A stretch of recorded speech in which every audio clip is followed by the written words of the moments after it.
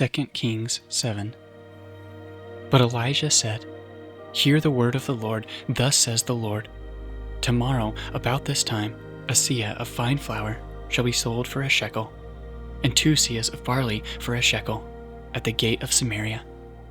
When the captain on whose hand the king leaned said to the man of God, If the Lord himself should make windows in heaven, could this thing be? But he said, You shall see it with your own eyes, but you shall not eat of it. Now there were 4 men who were lepers at the entrance to the gate, and they said to one another, Why are we sitting here until we die? If we say, Let us enter the city, the famine is in the city, and we shall die there. And if we sit here, we die also. So now come, let us go over to the camp of the Syrians.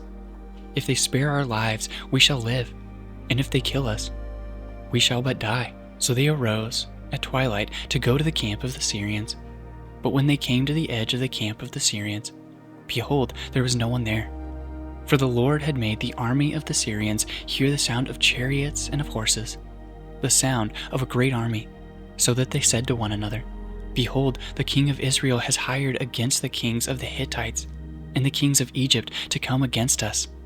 So they fled away in the twilight and abandoned their tents, their horses, and their donkeys, leaving the camp as it was, and fled for their lives. And when these lepers came to the edge of the camp, they went into a tent and ate and drank, and they carried off silver and gold and clothing, and went and hid them. Then they came back and entered another tent, and carried off things from it, and went and hid them. And they said to one another, We are not doing right. This day is a day of good news. If we are silent and wait until the morning light, punishment will overtake us. Now therefore let us go and tell the king's household. So they came and called to the gatekeeper of the city and told them, We came to the camp of the Syrians, and behold, there was no one to be seen or heard there, nothing but the horses tied and the donkeys tied, and the tents as they were. Then the gatekeepers called out, and it was told within the king's household. And the king rose in the night and said to his servants, I will tell you what the Syrians have done to us. They know that we are hungry. Therefore they have gone out of the camp to hide themselves in the open country, thinking, When they come out of the city, we shall take them alive and get into the city. And one of his servants said, Let some men take 5 of the remaining horses, seeing that those who are left here will fare like the whole multitude of Israel who have already perished. Let us send and see. So they took 2 horsemen, and the king sent after them the army of the Syrians, saying, Go and see.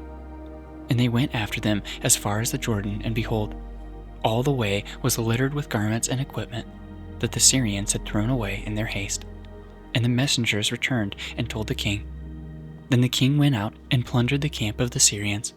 So a seah of fine flour was sold for a shekel, and 2 seahs of barley for a shekel, according to the word of the Lord. Now the king had appointed the captain on whose hand he leaned to have charge of the gate, and the people trampled him in the gate, so that he died, as the man of God had said when the king came down to him. For when the man of God had said to the king, 2 seahs of barley shall be sold for a shekel, and a seah of fine flour for a shekel, about this time tomorrow in the gate of Samaria, the captain had answered the man of God, If the Lord himself should make windows in heaven, could such a thing be? And he had said, You shall see it with your own eyes, but you shall not eat of it. And so it happened to him, for the people trampled him in the gate, and he died.